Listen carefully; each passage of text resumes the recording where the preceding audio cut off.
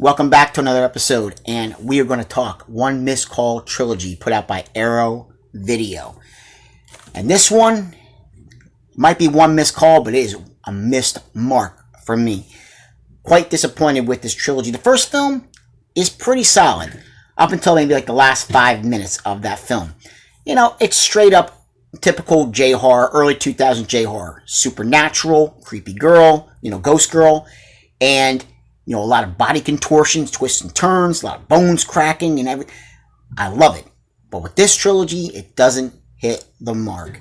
The first film, like I said, the last 5 minutes, it goes off the rail for me. The rest of the first film is really solid. A lot of good jump scares. The second film, it wants to get back on track. And it tries so hard, very, very early on. But then it doesn't even go off the rails. It goes straight down a cliff. And the third film is a complete and total mess from the beginning. The premise of this film, of this trilogy, is pretty solid. For the most part, we have, just like The Ring, where we, a creepy, possessed, VHS tape. This one, it's a cursed cell phones, basically. An evil spirit. You get this phone call from this evil spirit with this creepy ringtone, and you're going to die within a certain amount of time. These calls that you get are basically from a day or two, maybe even 3 days ahead of time. And you're going to see, you get a call, basically with a voice, and the voice is your own. You're going to hear yourself on the other end dying. Sometimes you're going to get a picture of actually how you die.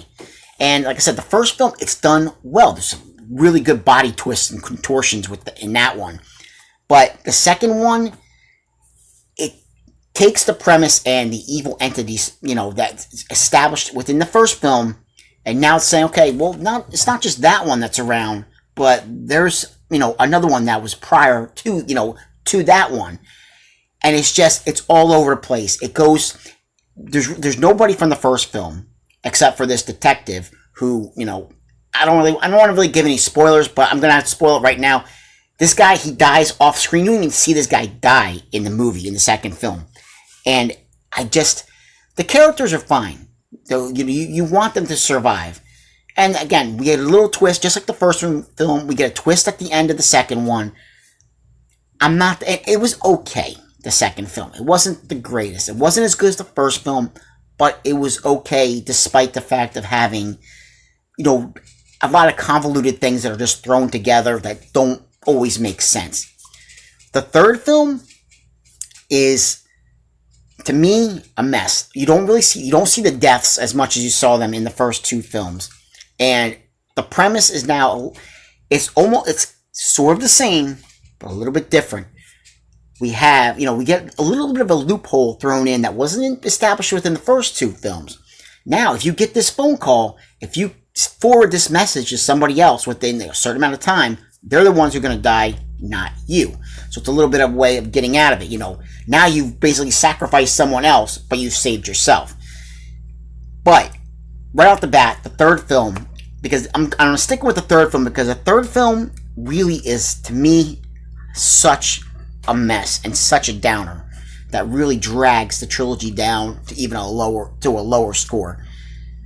Starts right off with this, these high school students, probably like sophomores or juniors in high school, and they're just bullying this girl, this fellow classmate. I mean, they're just brutal to this girl, to the point where she goes and hangs herself at the beginning of the film. Now, she doesn't die. She's in a coma. They're not sure, has she died or is she in a coma? They're getting conflicting reports of what exactly has happened. Now, all these students, they go on a trip, and this girl who they think might be dead or she's in a coma, now she's at this computer and she has this image, of her entire class picture, and she's clicking on that. And when she clicks on them, they get their cell phones ring and they die. Everybody starts dying. She's trying to take revenge on all of them. But again, things are not exactly what they seem with her sitting at this computer that you'll find out later on in the film. So it still has the same idea of, getting this call on your cell phone, but now it's adding this idea of things that are being done through the internet. And this stuff was not established within the first two films. Why are you bringing it up in the third film? So I was not a fan of the third one. I think the third one just completely went off the rails, and it just I mean, on a scale of 1 to 10, I would give this entire trilogy. I'd probably give this a good 4 out of 10. Just because I think the first film is pretty solid up to the last 5 minutes, and the second one has certain things that work here and there, but it doesn't live up to what the first one does, what the first one was, and the third one is just a mess. The end of the third film, if you think about what I'm saying when I mention like internet things that are done, through the internet with this film,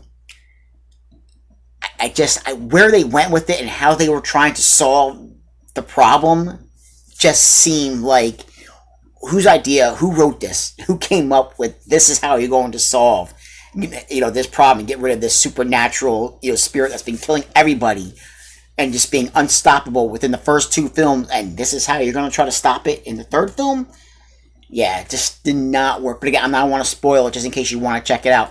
If you're a fan of J-horror, I think it's done well. It's done well, J-horror, as far as like The Ring goes, or The Grudge, or even with Dark Water. But this one, if you collect Arrow Video, then you're going to want to have this in your collection. If not, only get this if it's cheap enough. Unless you've seen this before and you absolutely love this trilogy, I would stay far away from this. Unless, like I said, an Arrow sale, maybe $10 to $15. Then maybe you'll pick it up just for like the first film and parts of the second film. But the second film and the third, especially the third film, were just a complete struggle to get through. They all run about an hour and 45 minutes each, but it was just a big struggle. They look fine. The transfer from Arrow is done well. They're subtitled. They're not dubbed. But again, it's just really disappointed. And I don't like coming on the channel and doing like a disappointed review on something. I run up, I want to be, take the film and be like, this is awesome, and put it up on the shelf with the rest of the collection and just be so happy to have it. But this one, I don't think I'm going to be holding on to, to be completely honest. I was just really bummed out. I was really hoping it was going to be along the lines of like The Ring, which I love that collection. But this one, complete disappointment for me. And, if they'd been able to keep up, take the first film and just kind of build on that and kind of maybe course correct what they did in the last 5 minutes or so in that film, I think it would be an awesome trilogy. But unfortunately, they really, to me, went off the rails with this one. So 4 out of 10 for the One Missed Call trilogy. Like, subscribe, and comment if you guys get the chance, and I'll catch you in another video. Take care. Bye.